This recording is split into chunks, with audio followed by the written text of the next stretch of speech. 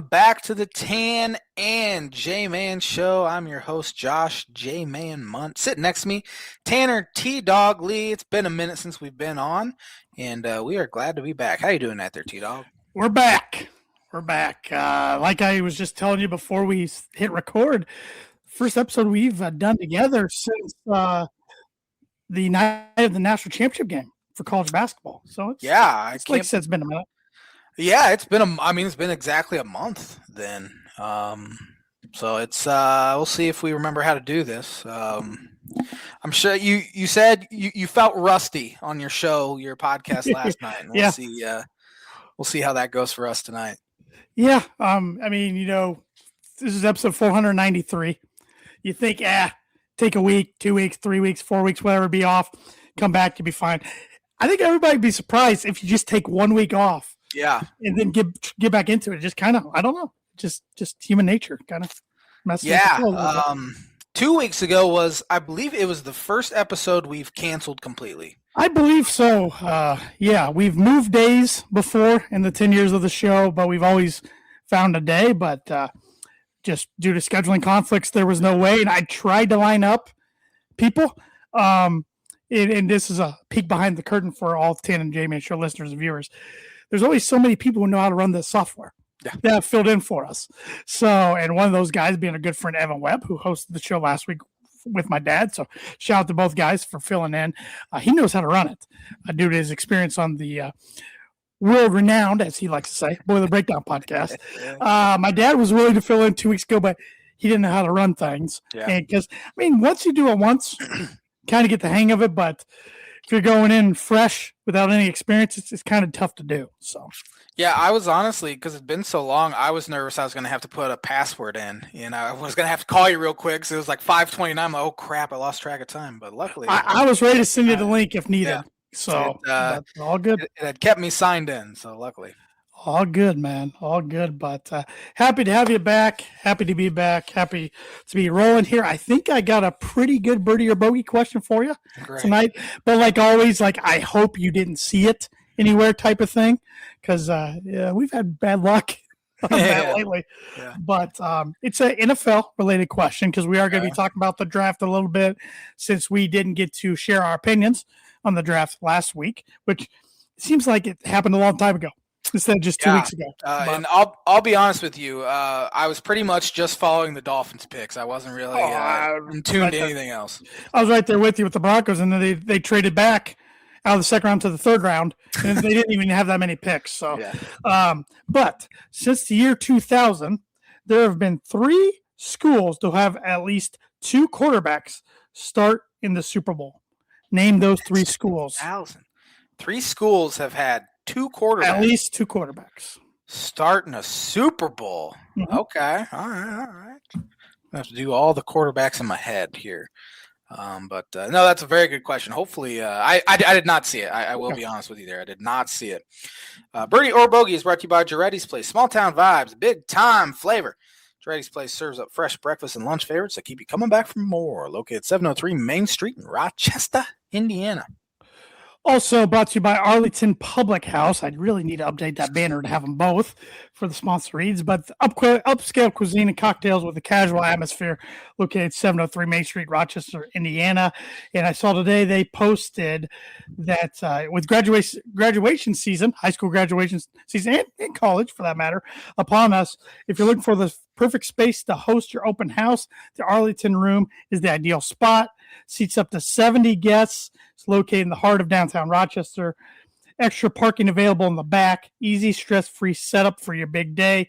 Rental rates Tuesday through Thursday, $60 an hour. Friday and Saturday, $120 an hour. So dates are filling up fast. So if you want to reserve your spot, contact them at 574-223-7101. My family had an event in that room Friday night this past week, and I can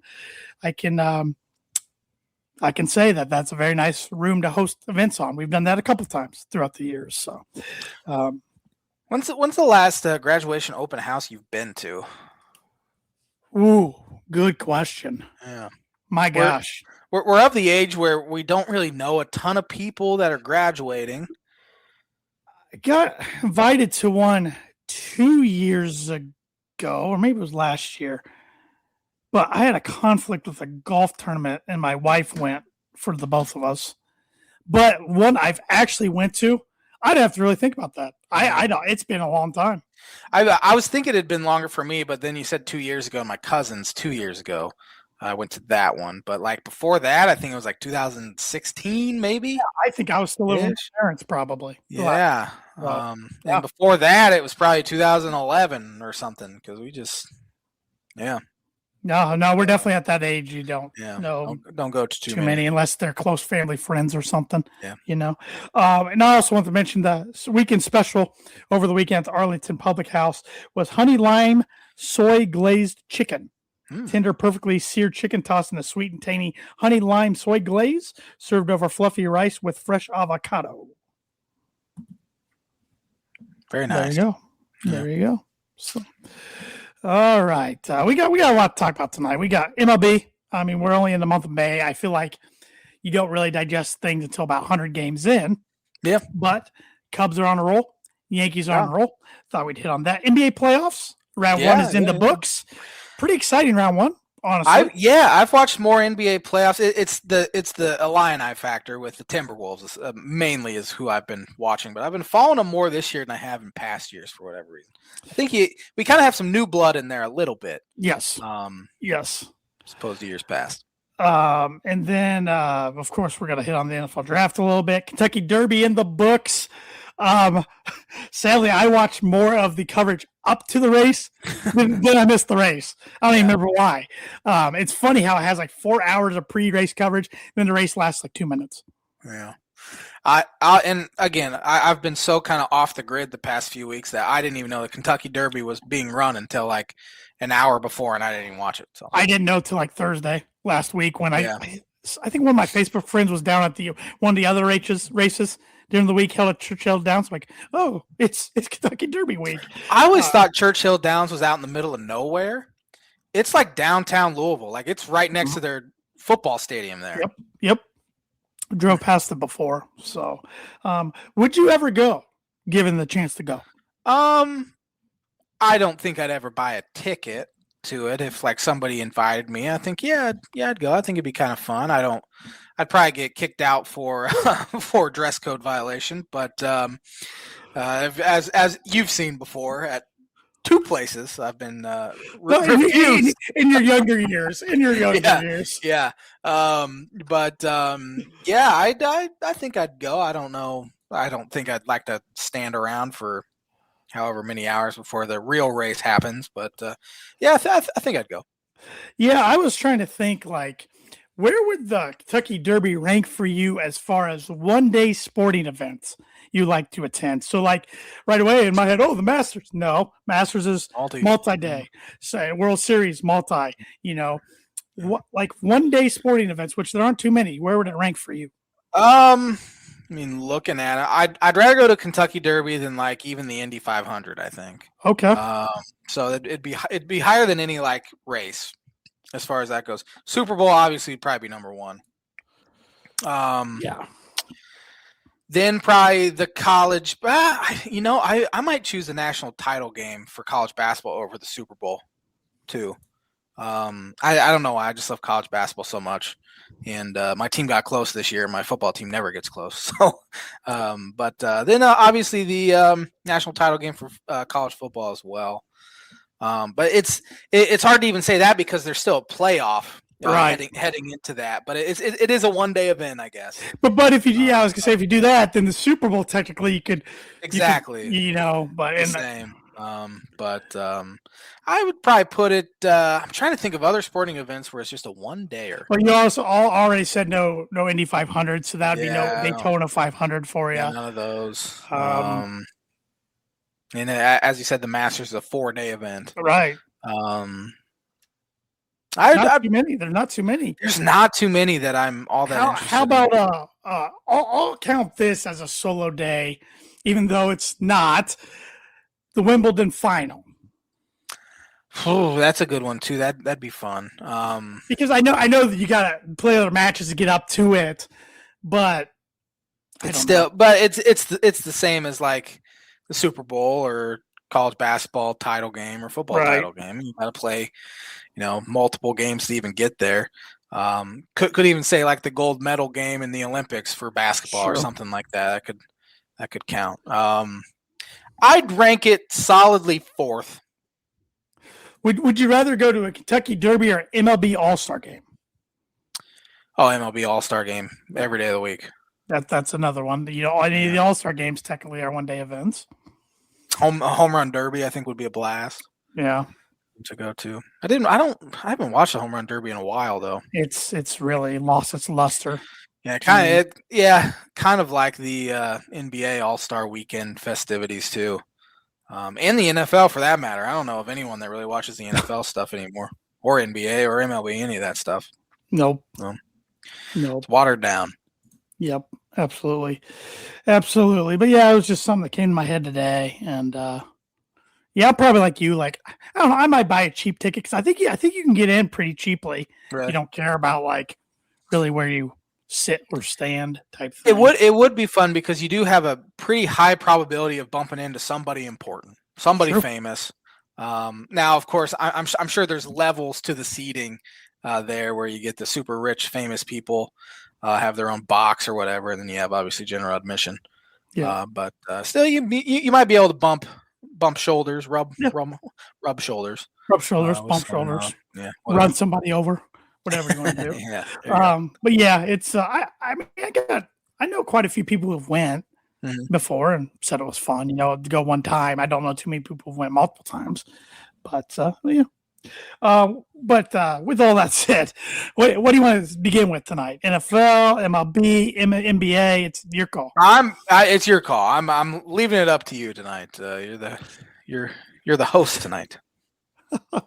Well, let's go ahead and talk NFL because since it is probably the most aging subject we'll talk about, since it has been 2 weeks since the NFL draft was completed.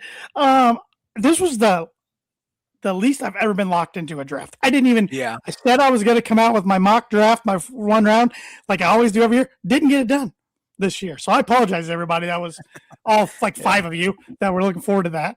I meant to get it done, and it just I knew I was going on vacation, and I just didn't get done. That's on me.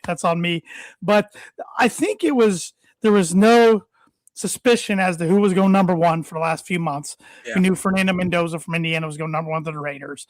After that, there was some guessing. And I just think it was like this was a depth draft to where there's a lot of depth in the draft. Mm-hmm. But according to a lot of draft experts, there was only like 18 and 19 like bona fide first round locked guys.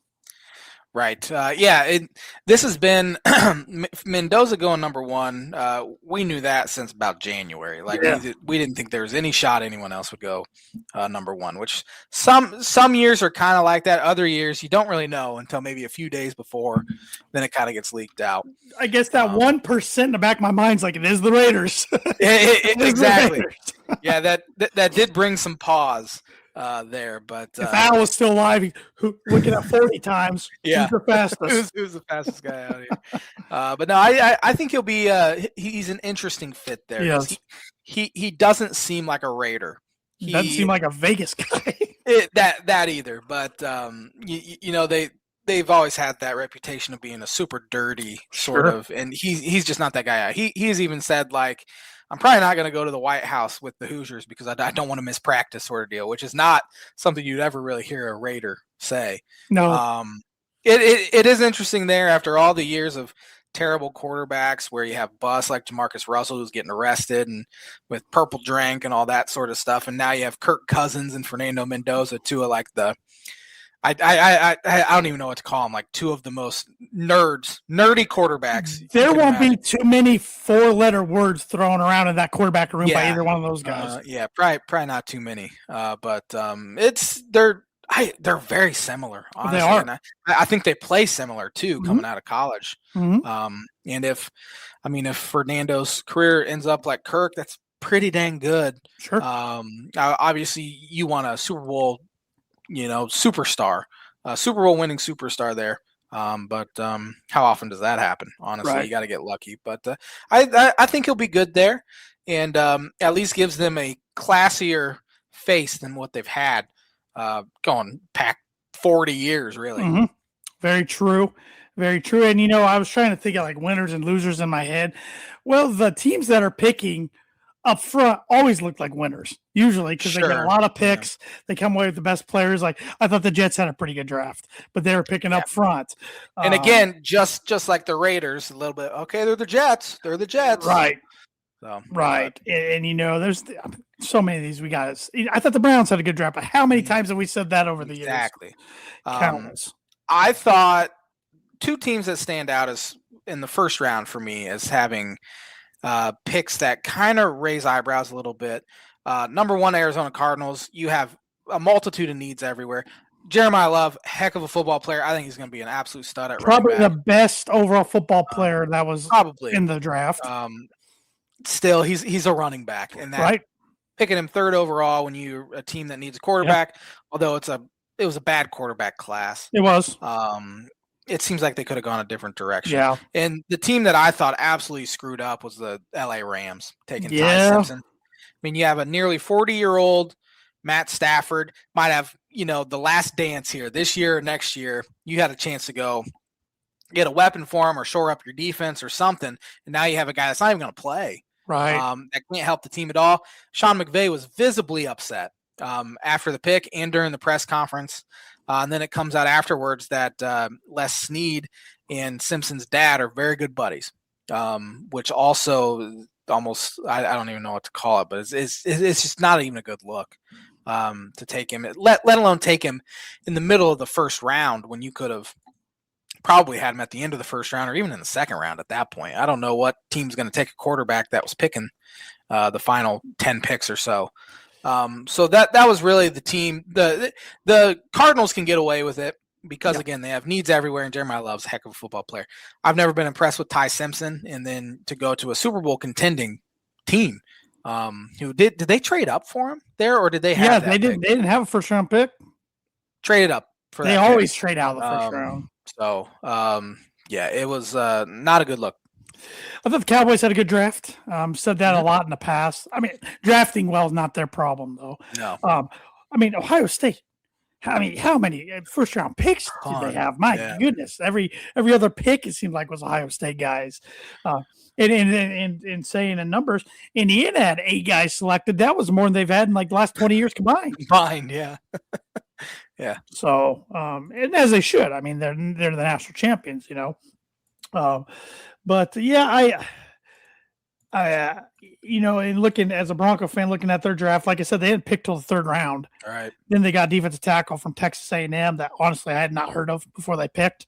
I did hear of their fourth round pick, Jonah Coleman, running back from Washington, because I watched a lot of the Big Ten, and then they got some O-line depth. Also in the what round was that? The fourth round. Boise State. I got tight end in the fifth round. I was hoping they'd go tight end early.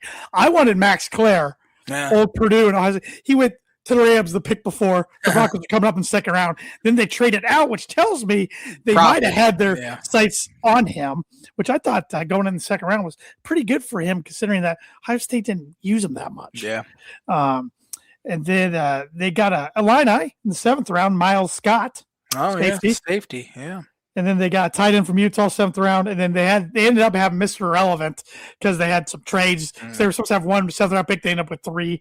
Red Murdoch from Buffalo. So nothing like I'm not doing flips or anything over, but they didn't need to do a ton in the draft with how their roster's configured right now. So I'm fine with them. Yeah, especially, you trade your first round pick for Jalen Waddle. Jalen Waddle's a better player than what you're going to get at 30. Exactly. A couple years ago, Dolphins only had 4 picks, including their first being in the third round. They all ended up stinking, but it really hampered my draft watching experience that year, which kind of sucked. But this year, Dolphins had the most picks of any team within the top 100 picks. They're going for a clear identity. They want to be tough. They've been soft for years. They want to be big and tough, and I thought they did that, especially with their first 2 picks. Caden Proctor sounds like he's going to start at left guard, and then defensive back Chris Johnson. But then love their second round pick, linebacker Jacob Rodriguez. He'll probably be a plug and play starter. game one, and then they filled out their receiving core, stuff like that. Got some offensive line depth. Got an edge rusher from Texas, but it's one of those things. 5 years ago, even I'm like, oh, I love the Dolphins draft. I've never disliked the Dolphins draft. Right. Now it's like my viewpoint is nobody knows anything. Ask me in 3 years, even 2 years, if it was a good draft or not. So we'll see how it goes. Who is the Dolphins' backup quarterback? It is it's Quinn Ewers. Oh yeah, okay. I think Zach Wilson might still be under contract too. I thought he signed somewhere else. Maybe he did. Maybe it was just a 1 year deal. I don't remember. I thought he signed somewhere else. They did sign Mark Granoski from Iowa as an undrafted free agent, but I can't imagine a scenario where he makes it. If he makes the team, something went really wrong. But I guess like going into the season with the Dolphins, you probably have as low as expectations as maybe you ever have, which might be enjoyment for you for 1 year. I've never looked forward to a Dolphins season more than I have right now because, well, for one, you have a new GM and all that, new head coach, which also gives some excitement. But again, I'm expecting them to be the worst team in the league, which who knows if they will be or not. They might not even be the worst team in their own division. Jets might still be worse. It's just lower expectations means I can just watch for fun, and if they suck, who cares? If they're good, awesome, Yep. It's a really good place to be, honestly, for me after having, my college basketball team go to the Final Four, my baseball team coming off a season where they make the playoffs and they look pretty good so far this year, and heading into a college basketball season next year where I'm, already thinking, Final Four or bust at this point. So it'll be kind of nice to have an easier fall for me football-wise. Hopefully Cubs will be very good and give me all the stress. I don't need it from both ways. I can handle Cubs stress. I don't want Cubs and Dolphins stress. Yeah. Zach Wilson is a member of the Saints now. Oh, okay. Yep. That's right. That's right. I remember that now. Yep. But Any other thoughts on the draft? I don't really have much. I don't have any thoughts, but my pick 6. Good Lord. My dad did the same thing. my blind ranking is NFL draft related. And it's Denver Broncos draft. All right. Related. So you've been a Broncos fan since about what, 09-ish? 09, yep. So I'm looking at their first round picks. They hit on some guys for sure. They whiffed on some too. And they've also whiffed. But man, you also have some elite level players in here and also some absolute busts. So I'm taking 5 guys here that I would consider a bust. Okay. Or guys that didn't pan out like maybe you thought they would. And some of those guys were taken real late in the first round. Sure. Okay. But starting with, let's start with Shane Ray.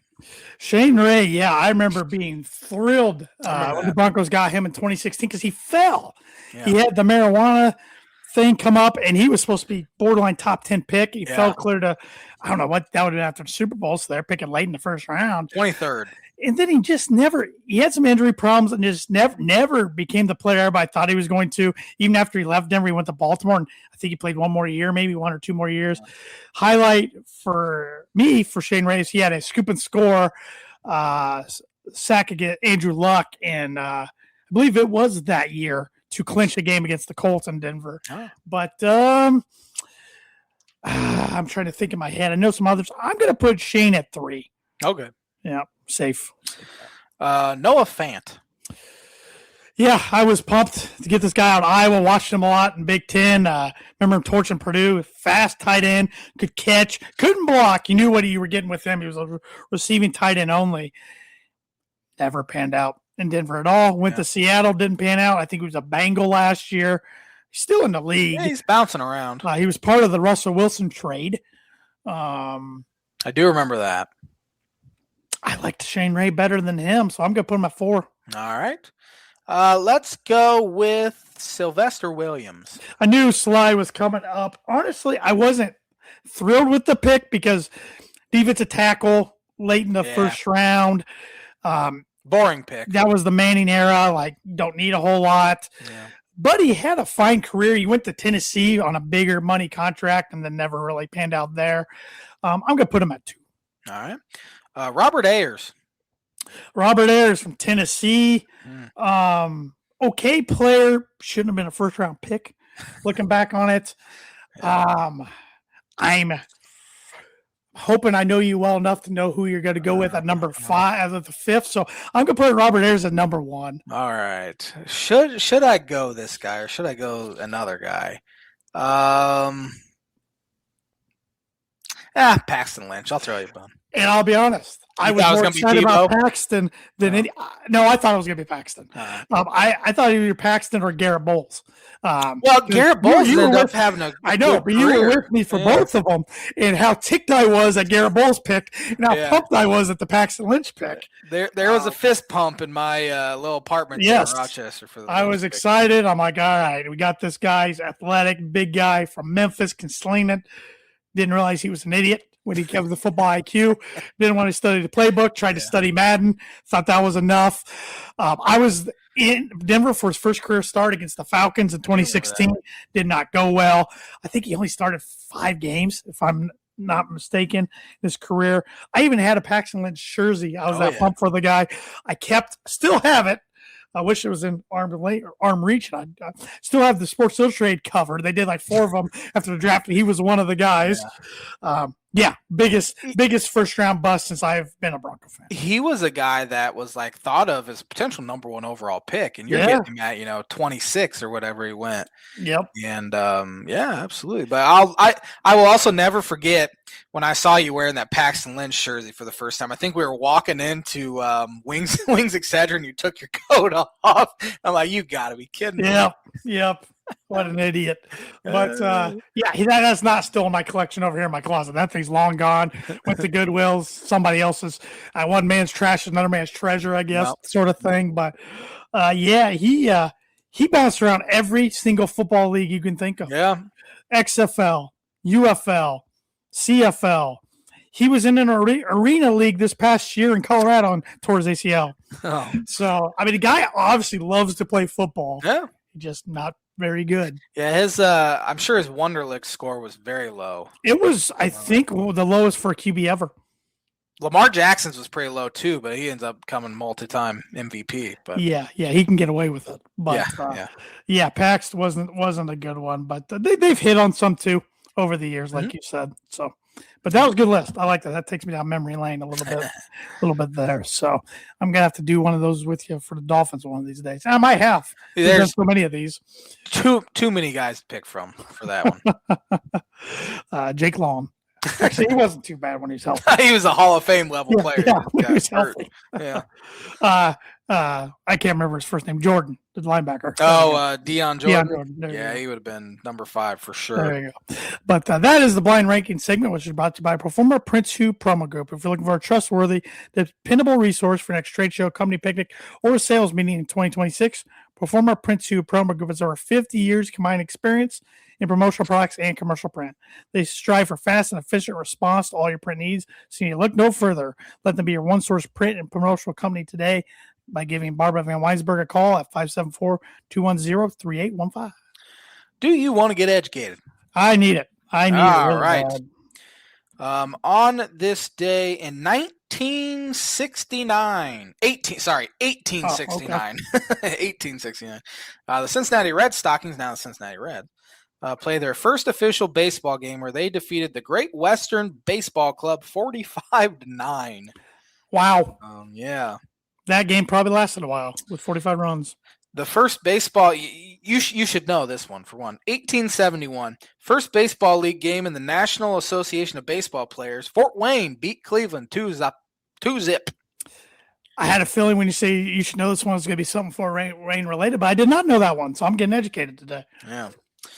23rd Kentucky Derby was held on this day in 1897. So they started. Wow. 97 minus 23 is what? 74? 1874.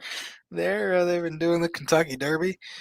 On this day in what does that mean? 1943, National League Commissioner Ford Frick I know, that's a good one. Demonstrates revised balata ball to reporters, but bouncing it on his office carpet, ball proves to be 50% livelier than the previous ball was. So must have started hitting homers in the 40s. It was like one of those sponge balls we played minor league and T-ball with. That's what I was thinking. Those things could fly. Yeah, they could. On this day in 1966, San Francisco Giants Willie Mays hit his 512th career homer, which broke Mel Ott's 29-year-old National League record. I could not have told you Mel Ott had an NL record before Willie Mays. Couldn't either. But Hall of Famer. Yeah. On this day, a lot of Kentucky Derbies, as you can imagine. No, I wouldn't be good at that. 1975 MLB Houston Astros Bob Watson scored baseball's 1 millionth run of all time. That's pretty cool. Even if I don't know how good of a career Bob Watson had, but even if he didn't have a great career, he always has that. Yep. Yeah. On this day in 1980, White Sox first baseman Mike Squires catches the final inning of an 11-1 loss to the Brewers, who became the first lefty to catch since 1958. Holy cow. Wow. I don't think we've seen a lefty catcher. I just saw it the other day. I think it was 1989 was the last time a left-handed player had caught in a major really dumb game. Question. Why? That's a really good question that I don't know the answer to. I think it has something to do. I honestly don't know. I'm not. I was about to attempt to BS something, but I'm just going to say no. Yeah, I should have. Did you ever want to catch in your playing days? Heck no. Heck no. I bumps and bruises. I'd have to squat. The cramping's what I'm thinking. Now they do it right. Every catcher has like one knee in the dirt. I could do that one, but back in the day, you're like squatting the whole time. I couldn't do that. I wasn't. No, I couldn't move very. You know me. I can't move very fast. Did you see that Barstool bit they had Schwarber on not too long ago, and they were asking about his catching days? And I'll keep it G-rated for the pod, but they were talking about passing gas as a catcher, and what you do since the umpire's right behind you.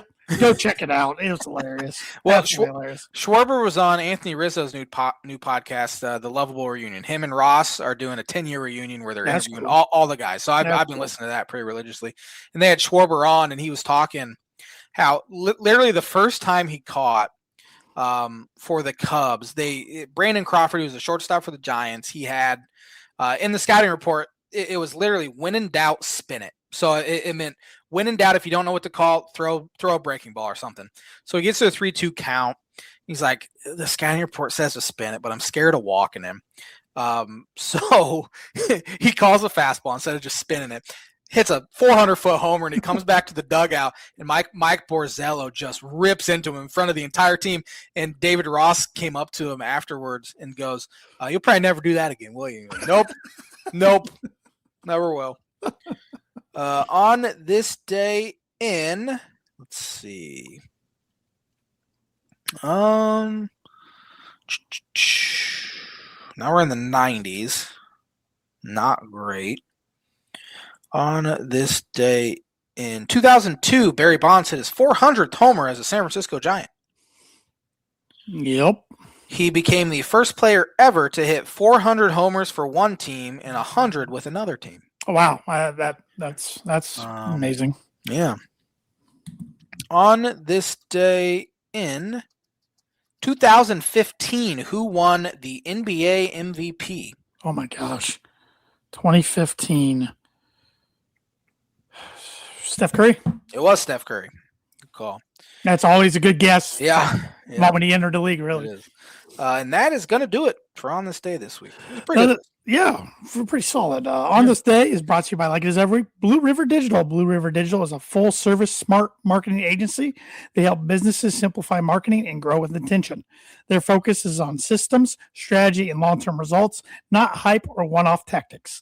They offer digital marketing, website development, graphic design, printing and direct mail, signage and vehicle graphics, corporate apparel, promotional items, and AI and automations. They work with small, medium, and large businesses spanning across the United States with a strong presence in Northern Indiana. Contact them today at 260-248-2749 to see how they can help you with your digital marketing. Let's hit on NBA real fast here. The playoffs, like I said, one round in the books. Some surprising results Mhm. Denver Nuggets, the 3 seed, go down to the 6 seed Minnesota Timberwolves without the Ant-Man for the last part of the series. We saw the 76ers take down the Boston Celtics. Come back from 3 games to 1, too. 3 games to 1, and it hasn't been a good quarter for Boston sports fans, and I think it's hilarious.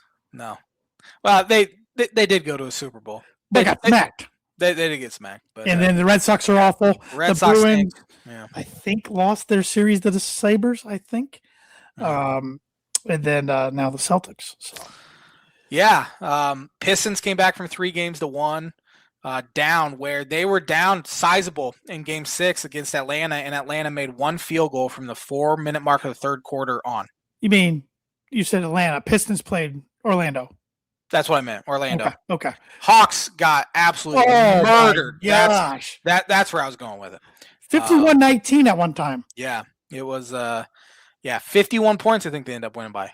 The Knicks did against the Hawks. The Hawks were in my brain. That's what I said. The Hawks. That was my J-Man's or Tanner's book at prediction when it was my dad and I said the Hawks would win that series. Nope. Yeah. Spurs handled Portland pretty well. Lakers handled Houston surprisingly well. 4 games too. Yeah. I think a lot of people were. In fact, I think the Lakers were underdog in every single one of those 6 games. And the Thunder haven't played like in a month because they swept the Suns forever ago. The Thunder play a horrible brand of basketball. It's just flop, get to the free throw line, flop, get to the free throw line. It's exhausting. It sucks knowing that them and the Spurs, who I don't really have a problem with Spurs, even though Wemby's kind of a baby a little bit, attention guy, those two are going to dominate the West for a long time. Yeah.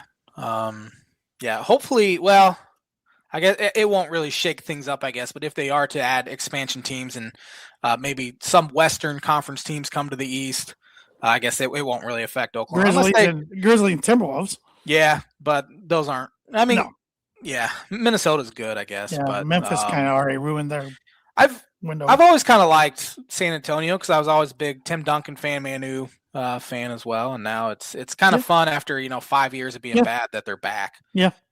With a good young core. But, as I said, I've been following the Minnesota Timberwolves just because the Illini. You have Ayo Dosunmu and Terrence Shannon. Ayo had one of the best playoff games in history for a guy off the bench the other night, 43 points.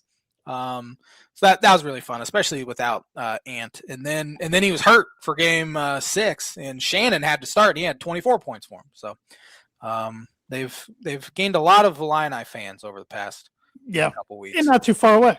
Yeah, not too far away. Looking ahead, the matchups. We got Philadelphia and New York.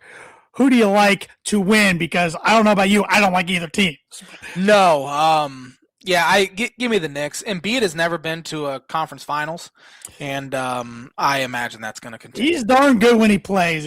You don't know if he's going to play or not. He gets hurt a lot. Credit them for. I mean, did you see the starting lineup for Boston in Game 7? Yeah. Luka Garza was in it. Luka Garza, obviously, we know him as the Iowa Luka Garza. Right. Unbelievable. But NBA Luka Garza started. Jason Tatum sat out because he was hurt. You better be really hurt if you're setting out a Game 7. That's what I say. Give me the Knicks in 5. I like the Knicks in 6. I'm with you there. I hope actually Philadelphia wins, even though I don't really like them. I don't like either. The Knicks. Yeah. Cavaliers, Pistons. Whoever wins this, I'm rooting for to win the East. Well, heck, I'm rooting for the Pistons to win it all because that was one of my bold predictions for 2026. Oh, yes, it was. Give me the Pistons. I mean, they got their scare from Orlando, down 3-1, but then fought back and were able to clinch. I think this could be the series of the postseason to date. 2 teams that are real close to each other for one. Yep. So travel won't be too big of an issue for either. But give me Detroit. Detroit basketball. I like Detroit in 7. James Harden be on your team. I just can't say you're getting to the finals. I know. I'm with you. So, in the West, Timberwolves and Spurs. Give me San Antonio. I think they're the better team. It sounds like they said Ant was questionable for tonight. But I also read it probably be closer to game 3 or 4 before he can play. Obviously, Dante DiVincenzo blew out his Achilles, which has become epidemic in the NBA with players tearing their Achilles. I don't know what that's about, but especially players wearing number 0, as our good friend Evan Webb pointed out last week. Interesting. Yeah. I didn't even think about that, but yeah, I think I think San Antonio wins. Let's say I'll give it 6 games. I think San Antonio sweeps them 4 games. So Rudy Gobert did as good of a job on Nikola Jokic as anyone has this year. He always plays him tough. I think it was game 3. Jokic was 10 of 26 from the floor. The next game, he was right around 10 of 26 again. So Gobert, as I used to call him on 2K. Yeah, you did. The Jokic stopper. It's getting time where the Nuggets need to make some decisions because I don't think the supporting cast is good enough anymore. Nope. And they're often injured as well. But Jamal Murray, Aaron Gordon, they're older now, about 30-ish, and they're just not getting it done.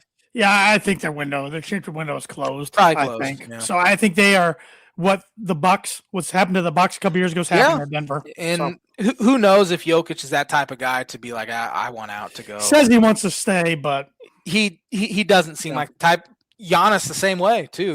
He's been saying he wants to stay, and now it looks like they're probably forced to trade him at this point. And maybe that time's coming for Jokic. Lakers and Thunder. Give me Thunder. They still say Luka Doncic hasn't even started running yet, so he's probably not even going to play at all. I have Thunder in 5 probably. Yep, I'm going Thunder 5. I think LA steals 1 game, but it is pretty impressive what the Lakers have done without not only Luka but some of the other guys who have been injured. It's been impressive what LeBron's been able to do at 40, 41 years old. It's freak. Insane. Dude's an absolute freak. And I'll even give credit to his son. I didn't think he'd be a contributor, and he's playing some minutes in the playoffs. So, I mean, he's still not that good, but hey, you're playing in the playoffs. That's a lot more than I thought you ever do. So. It was cool to see LeBron throw Bronny and Oop the other day. That was pretty neat. Yeah, that was. So, we'll keep tabs on the NBA and keep reporting on it because it won't be over for another month and a half. Yeah, it's going to be a minute before that thing's over. That's my biggest gripe with the NBA is how long the postseason is and how long the regular season is. Yep. NHL's the same thing. Yeah. So it seems like the NHL playoffs have been going for over a month now. And they're only in the second round. It's crazy. It's crazy. Yeah. Because you got some series, a lot of them went 6-7 games. Yeah. And then some went 4, like the Avalanche Kings. So you see more upsets in the NHL, don't you? Yeah. You do. That's what I thought. A lot of times I would argue the best team doesn't win the Stanley Cup. Yeah. Whereas the NBA is probably more times than not, usually the best team wins it all. The best team wins it all. Baseball's kind of a crapshoot, and I think obviously the NFL is kind of a crapshoot too. Yep. Although the number 1 seed in the NFC did win it this year, but that's true. Yeah. So. In baseball, a lot of interesting things going on. Got some interesting division leaders. Breaking it down real quick. Yankees are winning the East with a record of AL East, I should say, with a record 23-11. Rays 21-12. Right they've played pretty well. I was surprised, including 11-4 at the Trop. Yeah. 2 of those losses are to the Cubs, too. Yeah. Blue Jays 16-18, Orioles 15-19, and the Red Sox 13-21, and fired their manager already. Yeah. Craig Breslow, their president of baseball ops, who came over from the Cubs. He'd never run his own department, and they made him president of baseball ops. He came in. This is his 3rd year, I think, now. They hate him there now because Josh Beckett had a funny quote that you can go look. I'm not going to say it on air. I'll tell Tanner off the air unless he's seen it already. I have not. But it's pretty funny. It's not appropriate to be told on TV. But they fired everyone. Essentially, they fired obviously Alex Rios. Not Alex Rios. Alex Cora. Alex Rios. I haven't heard that name in a decade. Blue Jay. Yeah, former Blue Jay, White Sox. Good Lord, Josh. And then they fired their hitting coach, all of that. So it's getting ugly there. Yep. And it's an owner that's crying poor too. They aren't spending money like they have, and it's getting ugly. But the AL overall is just not very good right now. It's not very good. American League Central, the Guardians are winning with a record of 18-17. Actually, they're tied with the Tigers, 18-17. But I saw the Tigers stud pitchers out. Yeah, Skubal.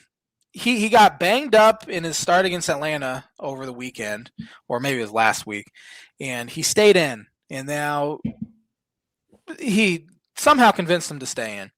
And now he's probably going to be out 2 to 3 months because he's having surgery on loose bodies in his elbow.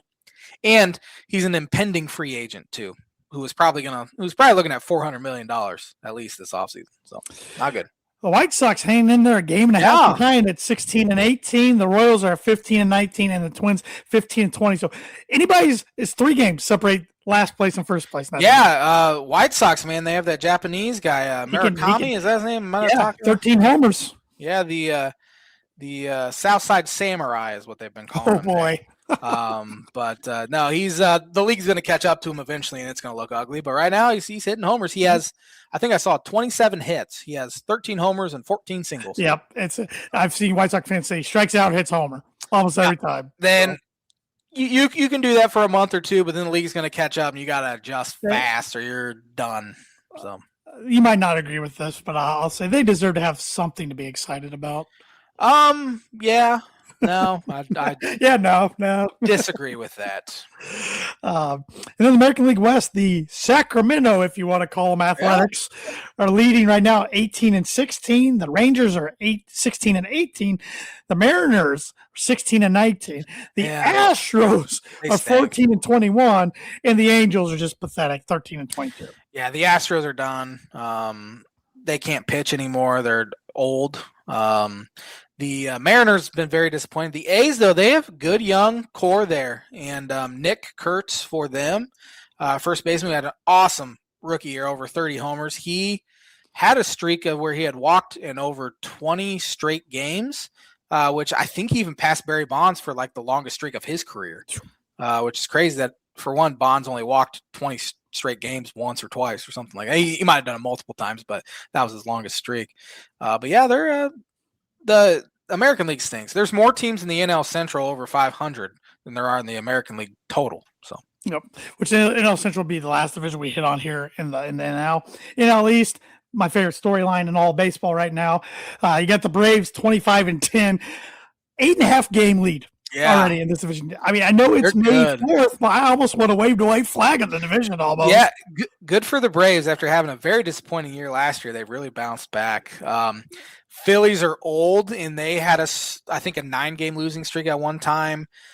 Mets are just bad. That's my favorite storyline of baseball. They'd lost. I think their streak hit 12 in a row, didn't it? It did. They're 12 and 22. Yeah, I'm surprised their manager has survived because the Phillies manager did not. He got fired. They're 14 and 12, Nationals 16 19, and Marlins 16 and 18. Yeah, Marlins are an interesting one. I think I had that in my preview that I thought they could be better because they pitch really well. They have a good young core there. So, but yeah, Braves 8.5 game lead already. That's wild.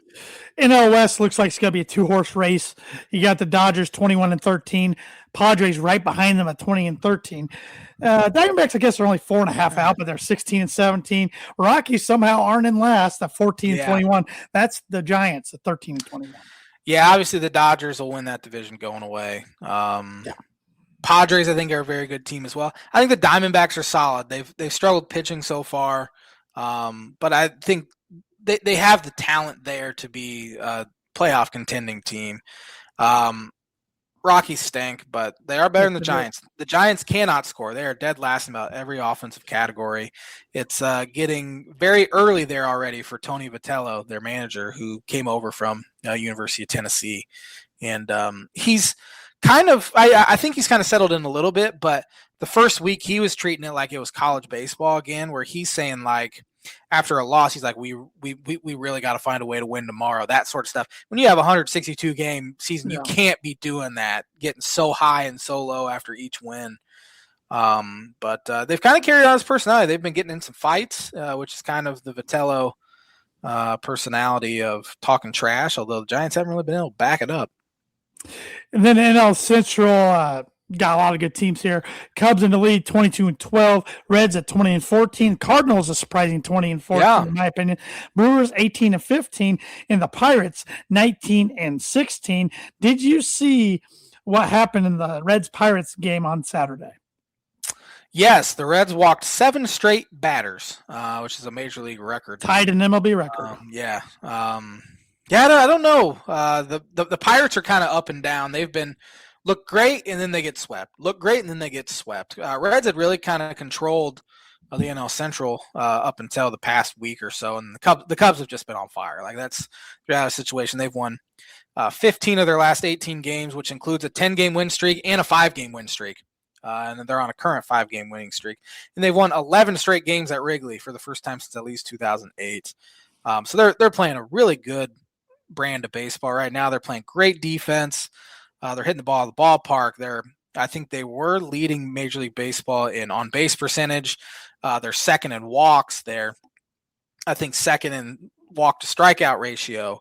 They're just playing. They're playing very well. And that one time in April, they had 9 pitchers on the 40-man roster that were on the injured list at one point. They were winning games by 1 or 2 runs when you had your 4th best reliever is the guy who's having to pitch the 9th inning for a save opportunity. Now they're getting healthy as far as the bullpen goes. Daniel Palencia came back yesterday. I don't know how close Caleb Thielbar is, but they got some other guys back as well. And the starting pitching, you lose, your top starter, Cade Horton, to Tommy John surgery after a second start this year, so he's out for the year. Shohei Imanaga steps up. He's been absolutely awesome so far this year. Matt Boyd hadn't been good, but he pitched fantastic with the wind blowing out yesterday. Colin Ray's really stepped in and had some solid outings. Jamison Tyon's been as steady as ever. Edward Cabrera, who pitches tonight, if they play tonight. The funny thing with tonight's game, it was originally scheduled for 6:40. There's rain in the forecast tonight, and so they moved it up to 6:10 to start it. They're on a rain delay now, so I don't know if they'll get it in tonight at all. But they do start a big 4-game set with the Reds tonight. Reds are coming off getting swept, where they got blown out. Have any side action on that with any of your Red friends? No, I've kind of stayed out of it. I'm pretty even keeled this year when it comes to the Cubs because, it's easy to do that when you're in a really good stretch. It's been really fun to watch them here. But I've just been kind of distracted, which is kind of nice as well, where if they do start talking trash, I don't really care because it is what it is. Yeah. It's a long season. It's May. Yep. So I'm not going to be declaring anyone a 100-game winner or World Series contender. Well. And I know it's only May, but this tees it up for my title of tonight's episode. Can the Cubs win 100-plus games? They won 90 last year, and you'd think they're better this year. I'm going to say no. I think you might see 1, maybe 2 teams win 100. I don't think the Cubs starting rotation is good enough to do it.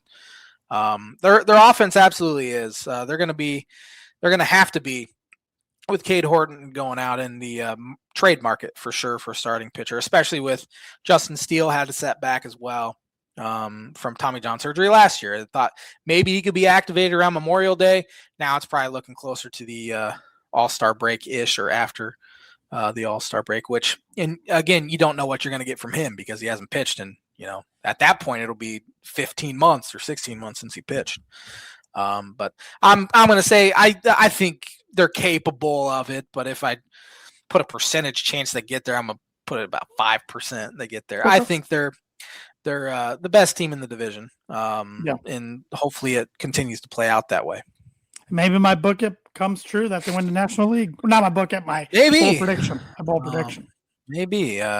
They do have the second best record in the National League, third best record in baseball right now. But again, only 44 games in. So right. Third of the season is done. That's about it. Yeah.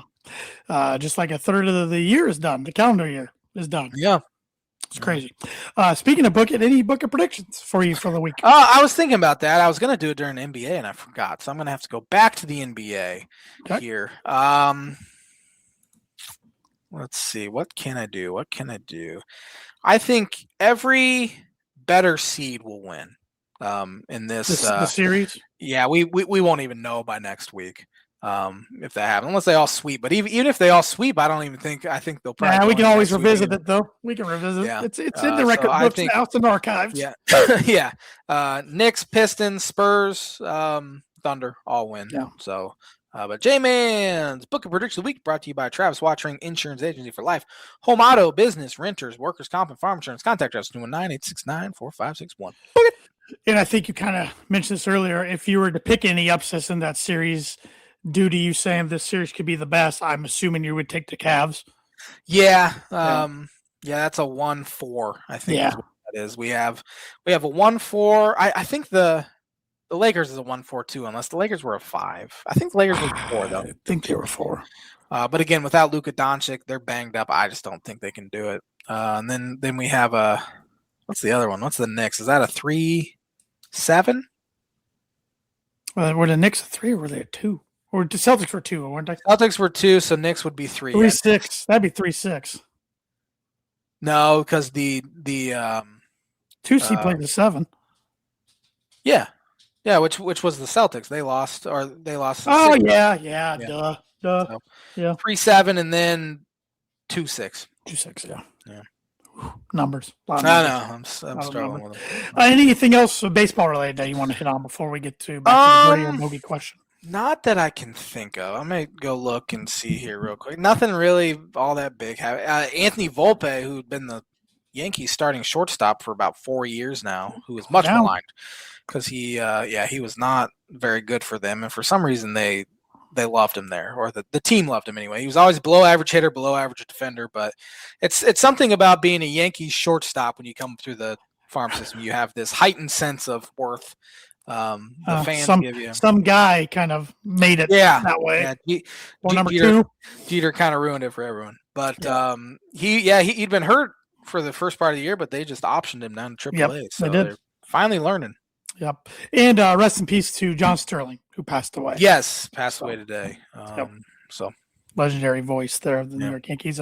One good story going on in baseball. I mean, his team stinks. Mike Trout has 10 home runs. He's having a good start to the year. He could have been traded a long time ago if he wanted. So I think he's happy there. Yep. Which I can respect that. Well, going back to the birdie or bogey question that we started the pod off with, since 2000, there have been 3 schools that have at least 2 quarterbacks start in a Super Bowl. Name those schools. First one that popped in my head was Cal. Cal is correct. Yeah, with Jared Goff and Aaron Rodgers. You got it. After that, I'd forgotten about the question, and so now I'm going to have to go through them. That's why I gave you a few minutes. And let's see here.